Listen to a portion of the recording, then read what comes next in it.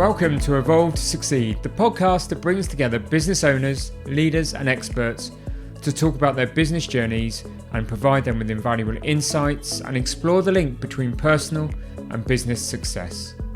I am your host, Warren Munson, founder of Evolve. I have previously founded, grown and successfully exited 3 businesses in the business services and technology sectors. I have a passion for helping and advising businesses and seeing them succeed. We all know that leading and running a business comes with its own unique joys and challenges, and Evolve provides the advice, guidance and support to the business, you and your teams on that journey, be that if you're starting, growing or looking to exit or step away from your business. We do this through our Ignite, Thrive and Optimise programs and services, which includes strategic advice, coaching and mentoring, leadership training, funded business support and so much more. If you want to learn more about Evolve, then please do go to evolveadvisory.co.uk or connect and message me on LinkedIn. For now though, let's just get on with the show. This week we hear from David Hull, an accredited coach with over 30 years experience as a professional financial advisor. David not only specialises but also gains huge personal fulfilment in using his expertise to help and coach people achieve their financial goals. However, David's recent positioning as a money coach is just another path in what has been a bold and an unusual journey, both professionally and personally. I've known David for a long time. In fact, we launched Inspire Financial Services together with his then business partner, Mark. In all those years, I've gotten to know him as a highly reflective person who has a lot of wisdom to share. I therefore wanted to sit down and have a solid conversation with him about his life and his attitudes that have formed it.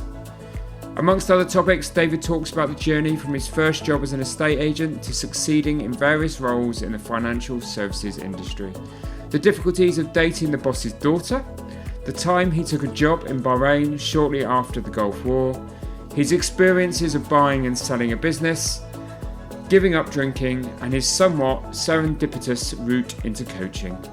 It's a really broad conversation with someone whose friendship and just say yes philosophy has always been a sense of inspiration. I hope you enjoy the conversation. Welcome, David, to the Evolve to Succeed podcast. Nice to be here, thank you. Really looking forward to our conversation. We do know each other well. As it will come out during the course of the conversation, we did have a business interest together, which was Inspire Financial Services. Indeed, yeah. So I know your journey well, so I'm really excited about our listeners hearing a little bit about your journey, but in particular, kind of the lessons that you've learned, because what I know about you, David, is you're a very reflective and considered person, and I think you sharing some of your life lessons are going to be really valuable for our listeners. So that's what we'll aim to do during the course of our conversation. But you've recently launched a new business, David Hull Money Coach, so again we'll touch on that. But I think briefly for our listeners, and it'll be a good starting point of our conversation, could you just give us a little bit of your kind of career highlights, life to date? Yeah, sure. I mean, littered with change, I would say, but I grew up in Ferndown, left school with little or no qualifications and entered the what I call University of Life phase. I worked at a local firm, can't even remember the name of it now, a carpet company. Okay.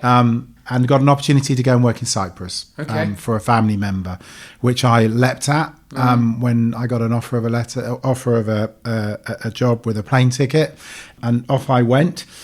Learned a lot there. Loved my time there, meeting lots of people, and I found that really sort of life-changing, and learnt an awful lot of lessons, I would say, there from people that were further down the line than I was. Had a girlfriend who was Cypriot but was at university studying architecture in Florence. Okay. So after a few years, the opportunity came to move there, which I did, and I was there for a year, loved that, came back to the UK, dabbled at going back to university or going to university because it was something that I really wanted to do, and kind of for many years I've thought my only regret actually was not going to university. Okay. And is that for the education piece or the life experience piece? The life experience, I think. But no, I think the education as well. Yeah. You know, I think I I don't regret it now, but for many years that was sort of thinking, So, it was chip on the shoulder. yeah, A little bit of because I wasted my academic years, shall we say. Yeah. But it is what it is, and you learn other things But then you along had the way. that kind of experience of going to live and work overseas at a young age, Very. which must have it must have changed your life when you look back. Oh, absolutely. Yeah, in so many different ways. I think one theme that's been common, obviously, you talk about me reflecting and sort of thinking about a few things leading up to this, is that never being afraid of change. Yeah. In fact, welcoming it. Always just say yes to whatever comes along. So, and as a 17, 18-year-old lad, why would you say no to going to live in the sun? I mean, and that I lived in Nicosia, so it wasn't like going to Ayia Napa. Ayia Napa wasn't a thing when I first went there. It kind of was starting, but it wasn't like the Ayia Napa that people now, see at the club scene and all those sort of things. I mean, I have been back to Cyprus many times, and the way that it's grown and the differences, is quite astounding, really. That's progress, I suppose, but it was quite a quiet, sleepy island when I went there. Yeah. But loved it and made some amazing friendships and life lessons. But you'd come back to the UK after those so I came back, Italy experiences, and I suppose time to start a career, really. Yes, and I was very conscious of that. I mean, I was the girlfriend that I had. She was studying to be an architect, so could sort of see that if I was going to fit into that sort of lifestyle, then I perhaps needed to get a little bit more sort of substance behind me, and so did the obvious thing of not going to university and became an estate agent. That's what all people did when they've got no... It must have been the 80s. Actually, it was. When you got no qualifications and don't know what to do. And I became an estate agent in Ferndown, where I grew up, sold a house on my first day, and thought I'd cracked it. And I did that for a number of years and loved it. I genuinely did. And I think mainly because it was dealing with people. Yeah. And I think that's a common thread. I love helping people and being able to sort of, talk someone through, what the schools are like. Even the school that I went to, which, at the time it wasn't a bad school. I think it's been through its pros and cons. I wasn't its shining light. Never been asked to go back and speak. But being able to give people guidance around those things was really good. So I did that for a few years, and then got what I call my first proper job when I got a job with Scottish Amicable. Okay. And in my interview with them, one of the biggest hurdles I had to overcome was my lack of education. And I remember back in those days, Blackadder was a thing that we all used to watch on TV, and some of the older listeners will remember that, which was just hilarious. And the night before my interview, they used the line about University of Life. And I, with a dead straight face, I took the opinion that the guy interviewing me hadn't watched it the night before, and I used it. And then he sort of thought, you see him almost writing it down. That's brilliant, But that was the reality. Yeah. I had been to the University of Life, and it's not a bad university to go to. And then that career, I suppose, took me into financial services, and through various paths, I ended up then working for a fantastic local IFA called Eveley and Huckle. Yeah. Again, the older listeners will know that firm, which again brought its challenges, because I was married to Mr. Huckle's daughter. Okay. So all of the accusations, spoken or unspoken, about nepotism sort of come to flow. And, that was an interesting dynamic to have to navigate, to deal with in a working career, working life. And actually that was what there was a few people locally that were in a similar situation, that we shared similar sort of challenges. But Evelyn Huckle's strength had many strengths, and sadly actually Ralph Huckle passed away a few weeks ago, and that has led me to think an awful lot about, at the end of the day, I'm still friends with my ex-wife and family, and feel very proud of that fact alone. But he was my kid's granddad, so of course I was very heavily involved in all of those things. and learned a lot from him. The lessons. So the easy route then must have been to sort of look to succeed him, stay in that business. I know you say about nepotism, but that would have been an easier path, wouldn't it, than perhaps the one you would take? You would think. I was very happy there. Worked with some great people. I think I joined when there were 15 staff, and when I left there were 40.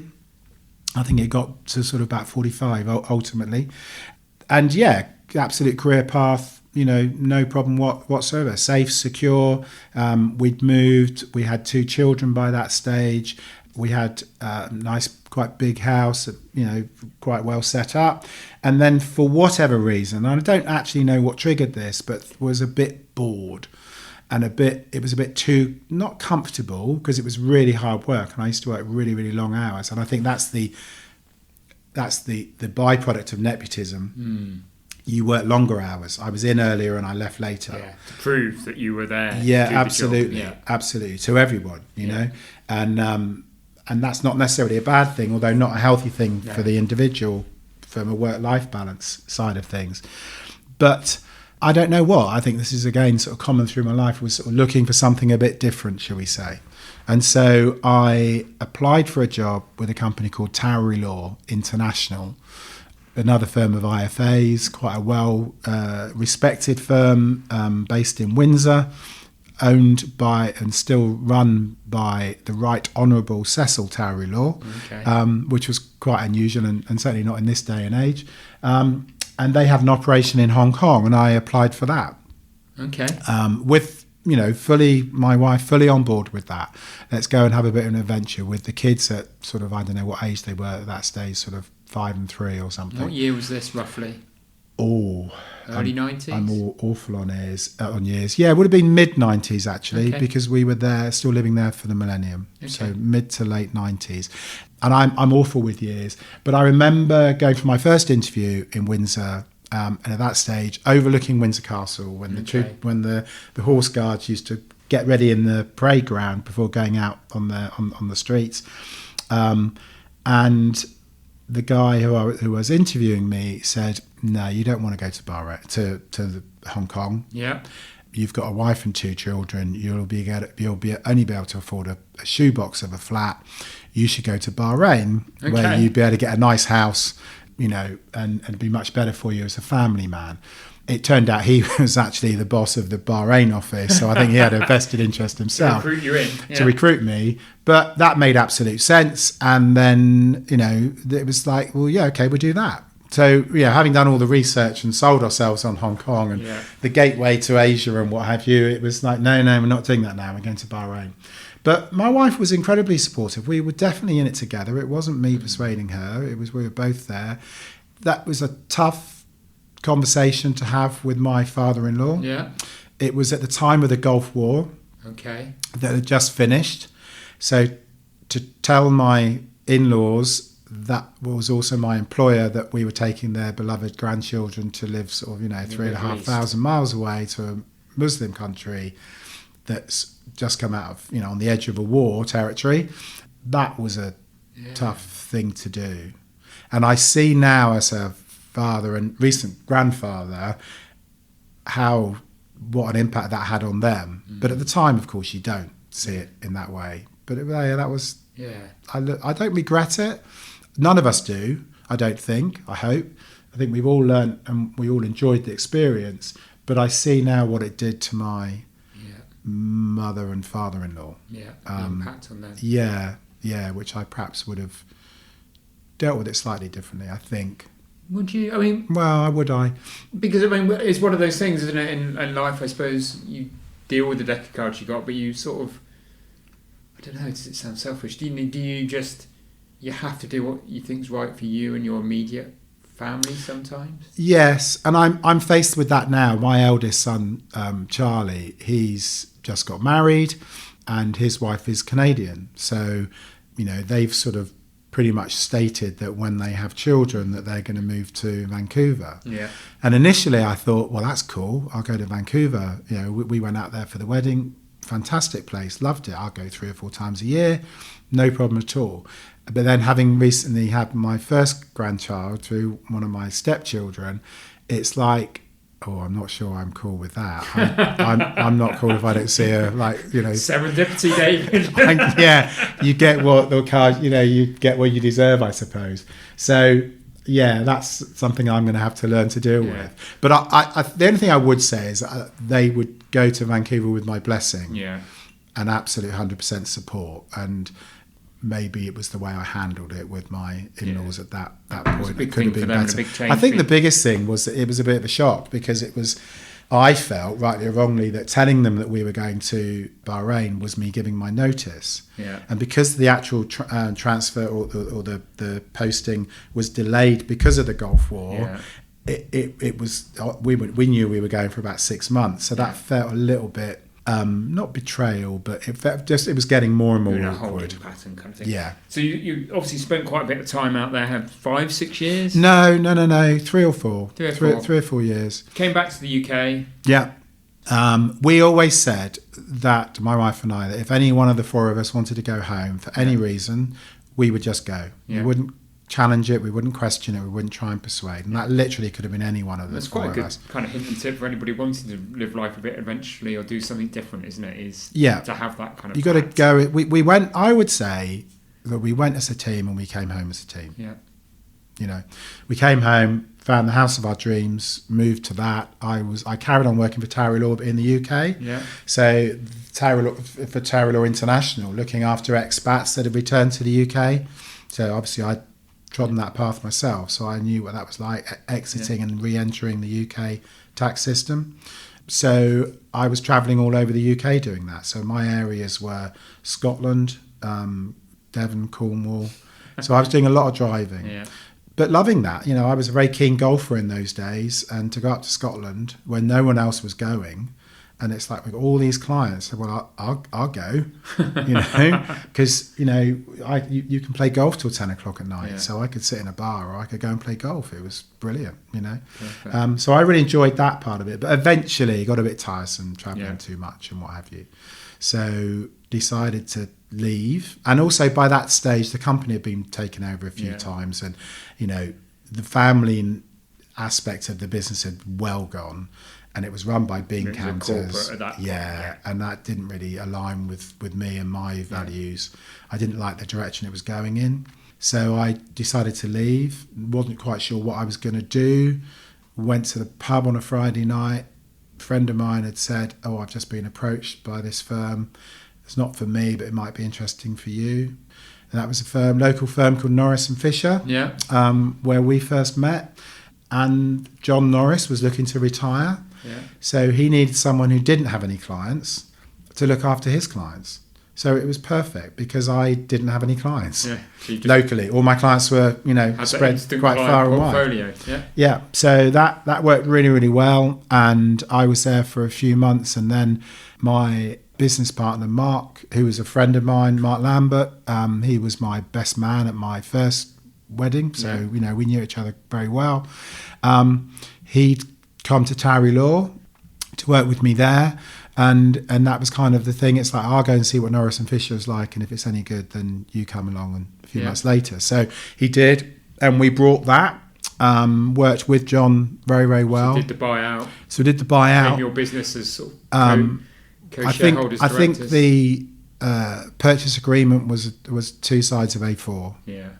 It was so simple. I learned later that wasn't quite the way that businesses are brought and sold, but it that's how it was, and it did work. It absolutely worked, and I think in every way we learned how to exit John. Yeah. We couldn't have done that any better. He went down to 3 days, but then sort of struggled with that and thought, well, I'd like to go a bit earlier, so he did, and that was fine. So then Mark and I grew that business. Yeah. That's where you and I met. Yeah. And then my early days of Inspire, looking to work with some financial advisors. I remember the night we met. It was actually the day that you'd helped Simon White do the enhanced management buyout MBA. Yeah. And we met in Blend, yeah. which was Susie Cregan's and Jimmy's Well, Jimmy wine bar stroke sort of coffee shop, which was actually the birthplace of Jimmy's Iced Coffee. Yeah, wow. You've got a good memory. I do remember that now. Yeah, wow.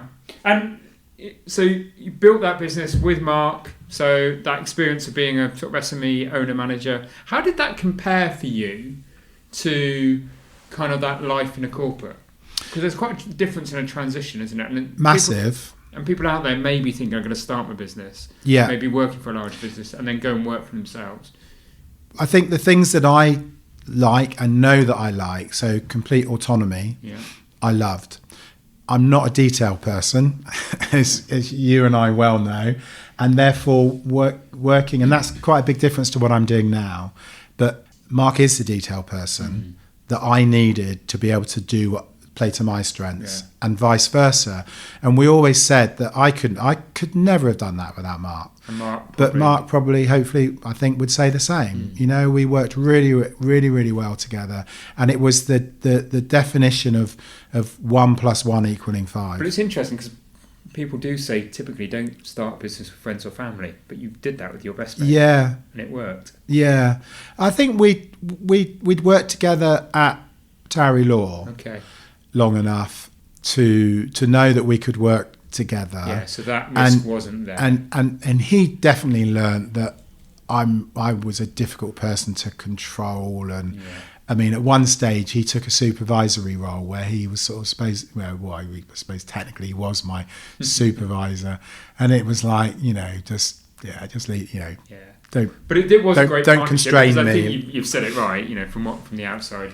You both knew each other's strengths and weaknesses. You created your roles and responsibilities, either knowingly or unknowingly, around those strengths and weaknesses, and you both just got on and did what you were good at. Yeah, absolutely. And that's a great lesson in life. Yeah, absolutely. So that worked really, really well, and I'm seeing that now with just being an absolute one-man band, and enjoying that, loving it, but understanding that there are some times when I need someone else's input, but I'm not afraid to ask for it. I've got various people. When I've got my inbox for my emails, as it were, and I've got clients, I've got connections, and I've got what I call team people that they don't work for me, but that I've got a number of people that are there that I can run things past, and I would include Sarah, my wife, in that as well. Definitely. Just in case that becomes across as confusing. My ex-wife and my current wife are both called Sarah. Yeah, must get confusing at times.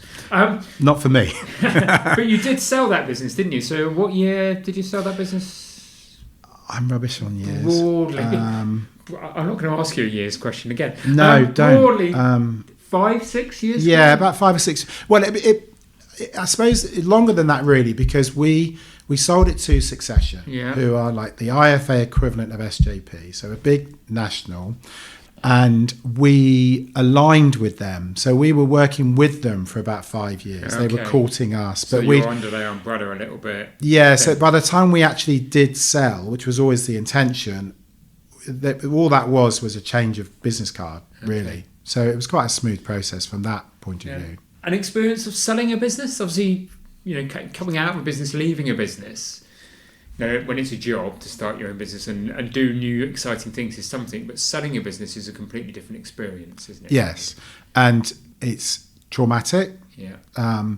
You've got to brace yourself for that. It really is, and I've seen that with other friends as well.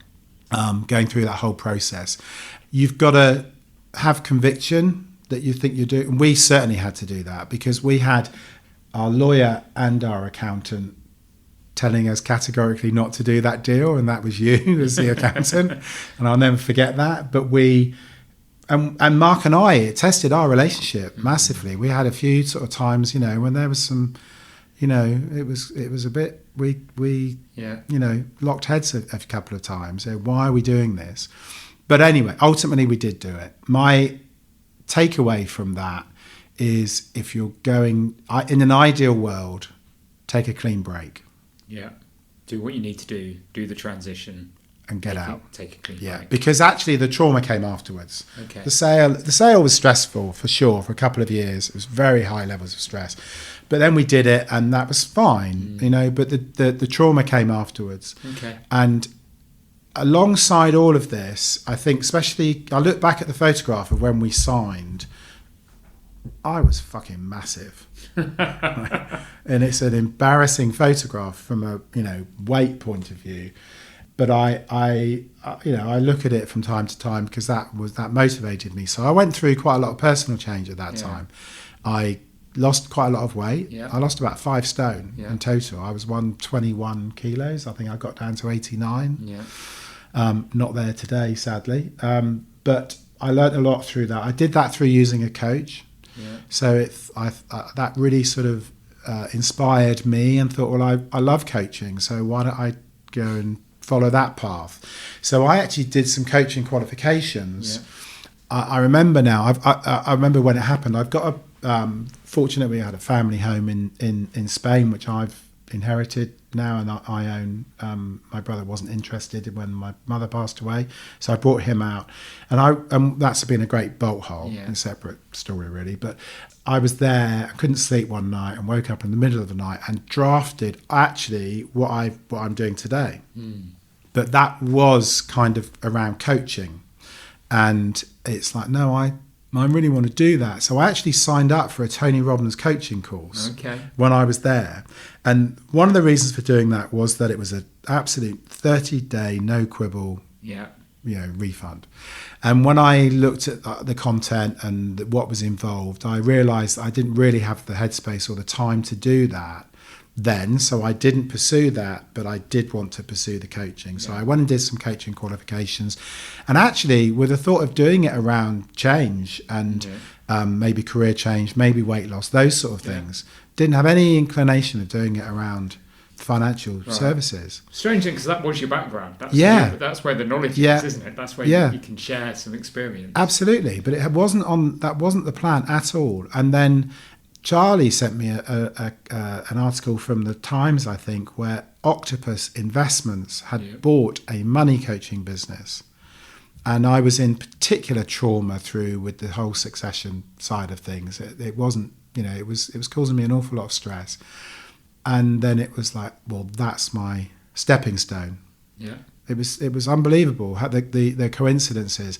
And I happened to know the founder of Octopus, so he took my call. We had a meeting, and then he said, you'd be perfect. So then he put me in contact with the person who was head of the coaching operation. And so I was always going to get that job because it's come from the new owner. But that got you into coaching in a safe environment, really, I suppose, didn't it? And I absolutely loved that. So I did that for a couple of years, working for Octopus, what is now Octopus Money. Yeah. And that's coaching in the accumulation stage. So it's younger people, helping them buy their first houses, helping people get their head around what to do with their pensions, and all those sort of things.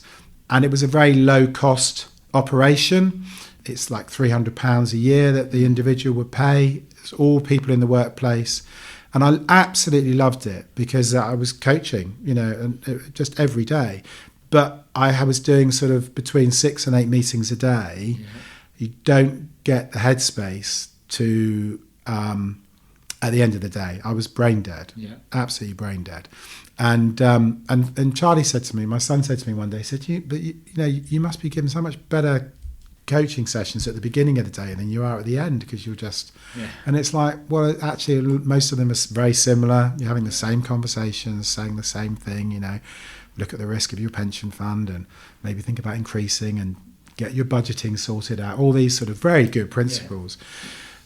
But after a while, this thing was nagging at the back of my head. I had this draft of this business model, but I didn't have any time to develop it.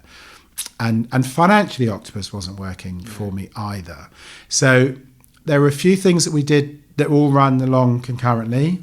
We had a lovely old summer house in our garden. It's actually where you and I had the first conversation about setting up Inspire Financial Services. That evening as well. Looking out over the river.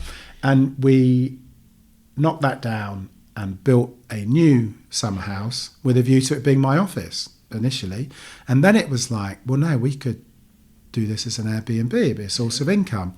And then we got the change of use on the planning, and then we built this, what is a beautiful structure. Anyone who emails me or gets an email from me, I've actually just this morning put the link to our Airbnb site on there. So it's if anyone wants a retreat, it's lovely. And But we thought, well, actually, we could live in that because it's only Sarah and I now. All the boys have left home. Yeah. So Sarah and our dogs, and rent the house out as a holiday home. Right. So that's what we did, and we have done. This is we're just going into our third year of doing Right. that. And that gave you some income, I suppose. So To make some life that's what I choices call an enabler. again. Yeah. Like So that. anyone who goes back to the sort of fantasy football days, you buy the cheap player to enable you to buy the more expensive players. So that was our enabler, and we've loved living in a shoebox, as we call it, for the last couple of years. It's idyllic. Yeah. Not everyone could do it. Yeah. Not everyone could give up their family home Yeah. to strangers. I think most people could cope with it when you see the income that you can generate from doing that. And we're lucky. We haven't got a massive house, but we overlook the river. It's all about the view. But it's given you where- life choice. where we are. And I assume it's given your wife, Sarah, life choice. Absolutely. So Sarah gave up formal work when I sold the business Yeah. because we wanted to spend more time in Spain at that point. And, she was still working. So that wasn't going to work with someone who's got sort of, even if it was 6 weeks holiday a year, that just didn't work. She works very hard now. I have to say that, but I say that genuinely, Sarah, because we've got some products. We've got the house, we've got the summer house, and we also rent out Spain. And it's enabled you, and we'll come on to, David Whole Money Coach and that kind of thing. I just would like to, you said very early on in our conversation, and I made a note of it, is that, you kind of approach to life as being just say yes. And in, that 20 minutes of you telling your story and what's happened, that seems to have always served you well. But there must be circumstances and times when you've just said yes, and it's led to life not going so well. I haven't got any stunning examples of that, other than, I suppose, aligning it to back in the day when I used to drink. Yeah. It was always just say yes to another drink. Yeah. And many a night carried on longer than it should have done. So I'm not sure if that was intentional, Warren, but that has linked into one of, again, I suppose that the approach biggest. to life, I hadn't thought about that. I was just wondering, because it sounds like if everybody had this kind of attitude to life, would just say yes, they could go on a journey like yours, but that's not necessarily the case. Yeah, well, I think it just, in fact, thinking about it, talking back to what I was just saying about renting the house out being an enabler, a massive enabler for me was taking the decision to give up drinking. Yeah. And people often say, well, why did you do that? And it was like, well, I was quite good at it. You were superb at it. You did a podcast a couple of weeks ago and you were talking about brainstorming. Yeah. And I nearly phoned you to say, well, what about the thought showers that came out of one of our infamous golf days? But I describe it like a video game. Yeah. I completed to quite a high level. I've done that and moved on to wanting something else, and it wasn't serving me well. Yeah. And when was the moment of realisation? Because a lot of people, we're now in February, aren't we? But it's New Year. A lot of people have slowed down in drinking. May think about stopping drinking. What was the moment of realisation? And if you were to give advice to somebody thinking about stopping drinking, that's the one a really piece good of advice would you give them? I knew it wasn't serving me well for a long time, and as much as I was like to think of myself as the life and soul of the party, I mean, I could get an extra bottle of wine on the table without anybody realising. I made eye contact and an understanding with whoever was serving us. Absolutely. And I could sort of just wink of an eye or flick of a hand, another bottle. And where's that come from? It's well, I'm there, so of course it's there. But I knew it wasn't serving me well, and then it does cause problems in your with my weight. You make bad food choices when you're feeling a hangover, for sure. And I knew that was quite pivotal to my well-being, was my weight and how good I feel about my fitness and all those sort of things. It causes arguments. You wake up and you think, oh God, did I really do that last night? And it's like, yes, you did. Again, and it just became a bit. Well, of course he did, because that's what he does. And I think I just became a bit more self-aware.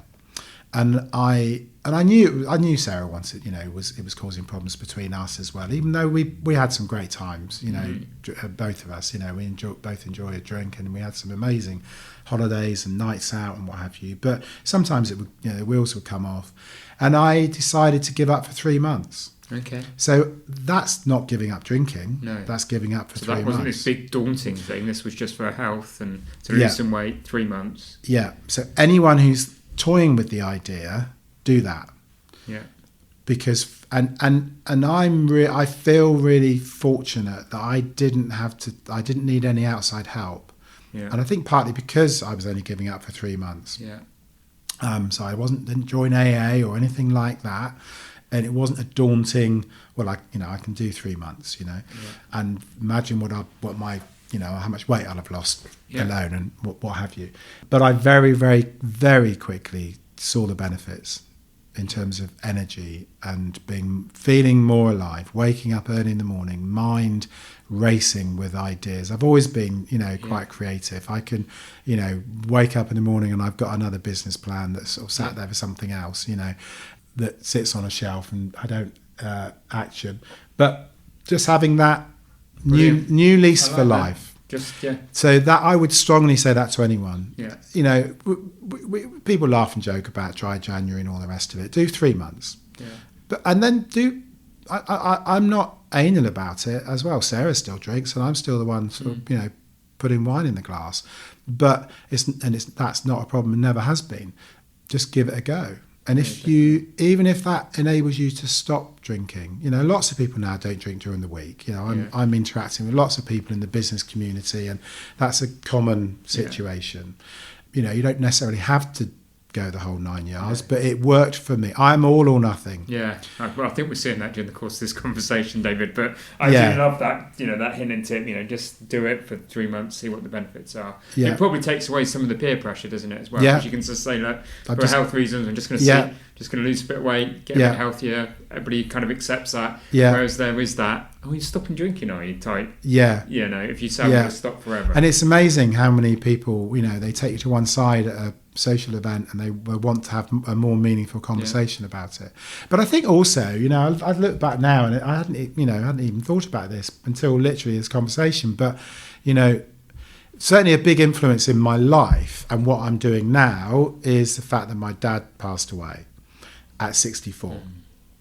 And he'd had heart problems, 10 or so years before. I did have a heart incident.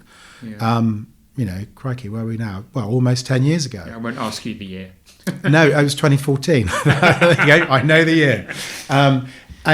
And the jury's still out. Was it indigestion? The heart surgeon at the hospital said, that was indigestion. But there was something in the blood that showed that it might have been a heart attack. So whether it was or it wasn't is irrelevant.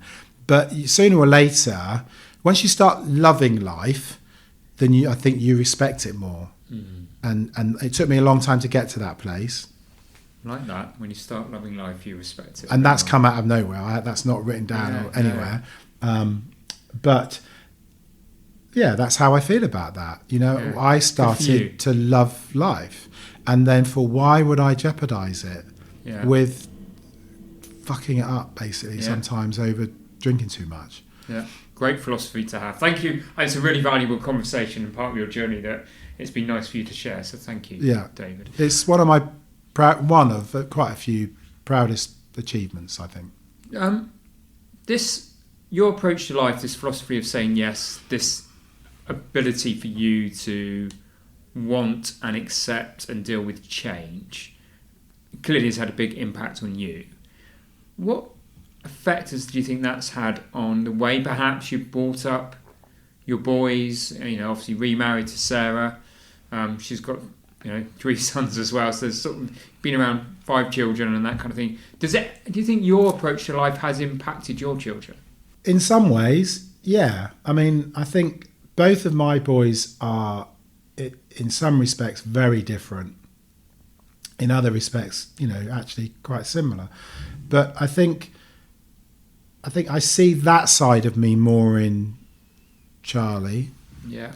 Daniel's a little bit more measured. he probably takes more after his mum. Yeah. In that, and that's And we're all of the sum of the parts of both our parents, aren't we? Yeah, and that's a good thing. I think at the end of the day, that's another partnership, isn't it? When you're married and you bring children up and what have you. But there's something in there in the DNA that makes Charlie more adventurous, Daniel more cautious. But I see that even most recently with Dan, when he was in a situation, he went to a specialist university in Brighton, called BIM, the Brighton Institute of Modern Music, and he, passed and got his degree, which was fantastic, and still has stayed in Brighton. I remember taking him to an open day when he was at college doing his 2-year college. I forget what it's called now, and some sort of BTEC or type thing. Actually, not far from here, and from this office, and. I took him to this open day with a view to him going there after he'd got his sort of 2-year qualification, and he was sort of driving home, and he said, "Well, they do the qualification that I'm doing now in 2 years. They do in 1 year at Brighton. Why don't I go there now?" And it was like my wife and I were separated at that point, and it was like, well, that's awesome. That'd be brilliant. But go do. Good luck telling your mum, because that's your decision, not mine. The point I was making there is that he recently has gone back to university to transfer over to take his degree, to transfer to become a teacher. Okay. And he wasn't happy with the work placement that he had. Yeah. And we've talked about it, and I've sort of talked to him quite regularly about it. But he's the one who sort of spoke up and said, "Look, this isn't right," and he's just recently changed to a different school, even though he's only got 3 or 4 months left. Yeah. So hopefully he's got that change can be good. Yeah, philosophy, definitely. So if we talk about we've talked a lot about some of the lessons that you've learned along the way, but if you were to sum up some of the other lessons that you've learned, some of the key things that you would impart to others, what would they be? Well, I think in order to get to where I am today, I've really used Ikigai, the Japanese sort of culture, and there's many sort of ways of, if you Google it, there's lots of books on it as well, but you can just Google it and just get the principles of that. But it's a good way of finding your path, I suppose. So it's, the old Venn diagram where you fill in the 4 circles and see what overlaps in the middle. But it's find what you love. Yeah. Find what you're good at, find what people need or value, and find what people will pay for. Yeah. And I remember when I talked this through with you, only a few months ago, and it was, focus on the first 3, because the last one will look after itself. Yeah, definitely. The money always comes. And it does. If you do something well, if you do something you love, then you will do it well. But if you do something that you love that you're also quite good at it, well, that takes you on that path. And then if it's something that people need. And so that's very much led me to what I'm doing now. I've had this business idea that I sort of drafted many, many years ago. I haven't changed it an awful lot from what I've launched now. I've just, other things around me have changed, given me the space to create it. And again, I know you well, and you're part of the Evolve peer group, and we have some of those conversations. So I hope you don't mind me sharing this, because I think this is another valuable lesson. Is that we've had a conversation, in the last few months about, as you start this new business, that piece around being that imposter syndrome piece. And I think you've been on quite a journey with that, and it feels like you're are coming out the other side of that. So do you mind sharing with our listeners some of your thoughts? No, not at all, because I think it's a really powerful lesson for a couple of reasons. And that is that day when I came to an Evolve session here, was the first time I'd been to a networking event for quite a long time. And it sounds a bit crazy, really, but I wasn't even sure what to wear. And it was like, what do I wear? I'm not going to put a suit on, full stop. I haven't worn a tie for years. I'm not, it's not that sort of environment in the world that we live in, thankfully, anymore. But anyway, I rocked up, turned in. I had a meeting with you lined up afterwards to discuss whether I was going to take this leap of faith or not. And I walked in, there was one seat left in the room, and it was next to Mark Cribb, Yeah. our friend Mark Cribb. Well, if you're going to sit next to anyone with sitting on the fence of shall I do something or not, and I knew straight away, well, that's game over. I'm doing it. And by the time that session had finished, when we had to write down, right, one action you're going to take away, it was like, I'm going to resign. And I came and spoke to you, and I did resign that day. Wow, what a day that was. But you said to me, if you're going to do this, and you said, I think you should do it, I think you'd be good at it, and you supported me, and I would always value and appreciate that. Thank you. But you said to me, you have to sort out your imposter syndrome. And it was like, okay. And I'm a bit of a doer, and if someone tells me to do something, someone that I value, I will go and do it. And then later that day, you said, I've got just the person for you to help you through this, Kate Godwin, who I've got to know quite well over recent months, and is kind of a go-to, and she's become a client, and I've become a client of hers. And we had this whole conversation around imposter syndrome, and it very quickly led to my fear of coming across as being arrogant. Okay. And I was thinking about this last night, because I think arrogance is sometimes could be described as unearned confidence.